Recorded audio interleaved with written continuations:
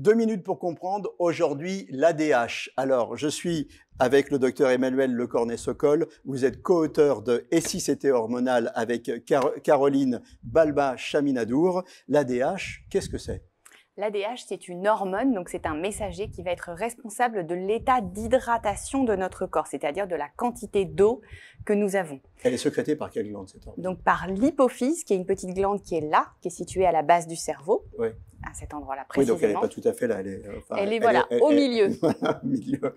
Exactement. Et donc l'ADH, elle va être fabriquée en toute petite quantité, elle a une durée de vie très très courte, donc elle va agir de manière très rapide au niveau des reins et forcer le rein soit à retenir de l'eau quand elle sent qu'on est déshydraté, soit au contraire à faire uriner beaucoup quand elle sent qu'il y a trop d'eau dans le corps. Donc bien évidemment, là, quand ça ne va pas, il y a des conséquences graves.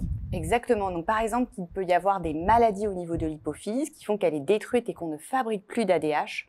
On appelle ça le diabète insipide. Diabète parce que comme dans le diabète sucré, on se met à beaucoup boire et beaucoup uriner, mais insipide parce que les urines, pour le coup, ne sont pas sucrées.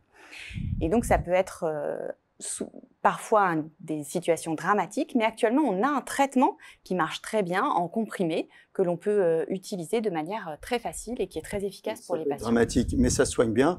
Comment on se rend compte qu'on a un dysfonctionnement? Les premiers symptômes, qu'est-ce que c'est? Alors les symptômes, c'est justement le fait d'avoir tout le temps soif et de devoir uriner en permanence, en particulier la nuit.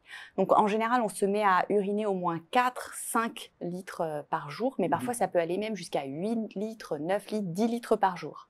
Pour faire le diagnostic, on est hospitalisé et on fait ce qu'on appelle une épreuve de restriction hydrique, on vous empêche de boire et on fait des dosages pour vérifier ça. Et si on confirme le diagnostic, on peut vous traiter. Voilà, si vous faites beaucoup pipi, c'est peut-être l'ADH. À très bientôt. Nos émissions vous plaisent, alors aidez-nous à faire grandir la chaîne. Pour parler santé au plus grand nombre, partagez, likez, abonnez-vous.